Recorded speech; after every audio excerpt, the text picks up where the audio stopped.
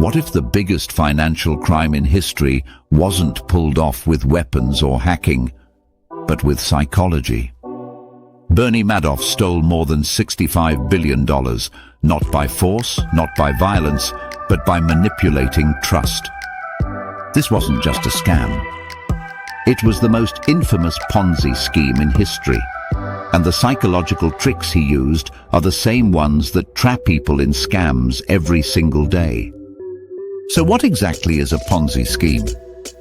At its core, money from new investors is used to pay old investors. Early entrants believe they're making a profit, but in reality, their returns are just coming from the next person's deposit. The scam is named after Charles Ponzi, who in the 1920s promised investors 50% profits in 45 days using postage coupons. It sounded genius until it collapsed. Ponzi went to prison, but the blueprint lived on. Decades later, one man took that same blueprint and scaled it beyond imagination: Bernie Madoff. Bernard Lawrence Madoff wasn't a shady hustler hiding in the shadows. He was Wall Street royalty. He founded his investment firm in 1960. He even served as chairman of NASDAQ. He was admired as a philanthropist, a family man, a leader. On the surface, he was the picture of credibility. His reputation wasn't just an asset, it was his shield. Think about it. If you doubted Bernie Madoff, you weren't just questioning one man, you were questioning the system itself. And here's where his dark psychology shone. He didn't beg for investors. He turned them away. What happens when someone says, "You can't sit at this table"? You want the seat even more. Madoff made investing with him feel like an exclusive club. And that rejection, instead of scaring people off, made them desperate to get in. Madoff's empire lasted because it wasn't built on finance. It was built on psychology. Why did so many people trust him? Because he pressed on our mental shortcuts, one after another. He had authority bias on his side. After all, who would doubt a former NASDAQ chairman? Then there was social proof. If celebrities, banks and charities were in, wouldn't you feel foolish being the one left out? And once you were in, the sunk cost fallacy took hold. But how many times have you done the same?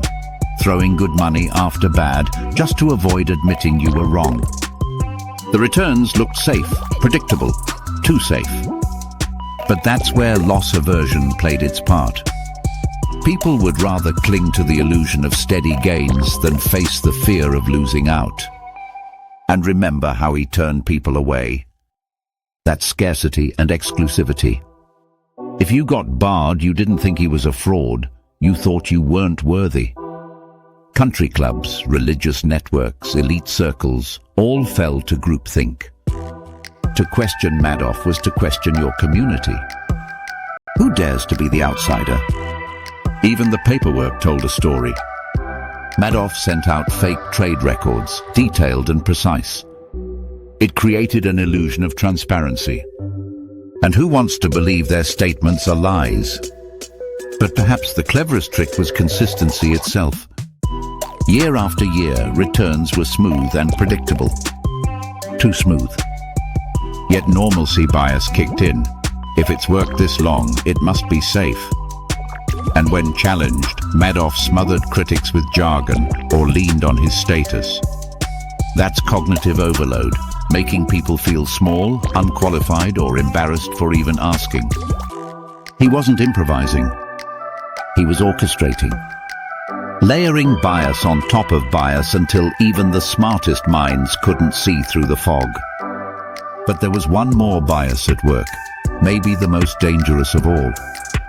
System justification.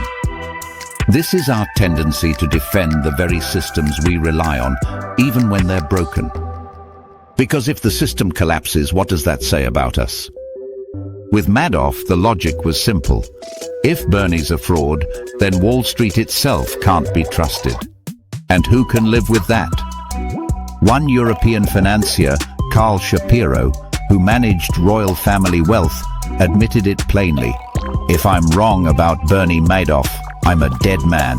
His career, his reputation, his survival, all tied to believing Madoff was safe. Madoff wasn't just exploiting greed. He was exploiting people's need for stability.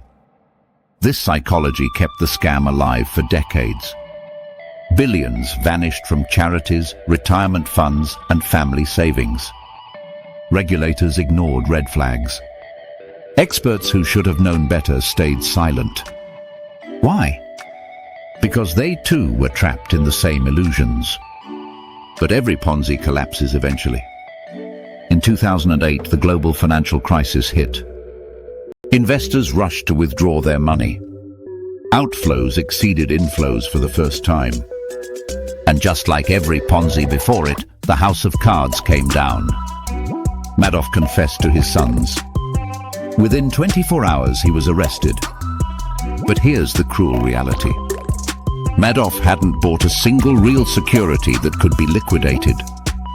There was nothing there. And when the truth came out, it wasn't psychology that cleaned up the mess. It was cold logic. The US government launched what they called a clawback. Every investor who had made a profit, even unknowingly, was forced to return it. It was surgical. It was clinical. It was ruthless. For decades, Madoff had played on human bias. In the end, the cleanup was pure math. But here's the part most people forget. This was all avoidable. One man had seen through Madoff years before the collapse. Harry Markopoulos, a financial analyst. It took him 5 minutes of running the math to realize Madoff's returns were impossible. Where others were blinded by authority and social proof, Markopoulos trusted logic. He spotted that Madoff's numbers didn't even move with the market. How can anyone guarantee steady profits in a world built on risk?